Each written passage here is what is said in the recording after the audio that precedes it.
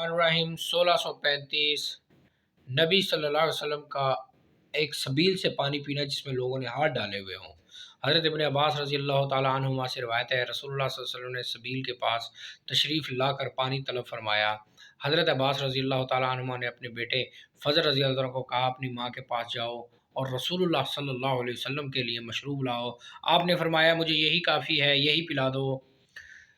حضرت عباس رضی اللہ تعالیٰ عنہما نے عرض کیا اللہ کے رسول لوگ اس میں ہاتھ ڈالتے ہیں، آپ نے فرمایا تم مجھے اسی میں سے پلاؤ۔ چنانچہ آپ نے اسی میں سے پیا۔ پھر آپ چشمہ زمزم کے پاس آئے، وہاں لوگ پانی پلانے کا کام کر رہے تھے۔ آپ نے فرمایا اپنے کام میں مصروف رہو، تم اچھا کام کر رہے ہو۔ پھر فرمایا اگر یہ اندیشہ نہ ہوتا کہ تم مغلوب ہو جاؤ گے تو یقیناً میں سواری سے اتر کر رسی اپنے ہاں کندھے پر رکھ لیتا۔ آپ نے اپنے کندھے کی طرف اشارہ کیا۔ صحیح بخاری 1635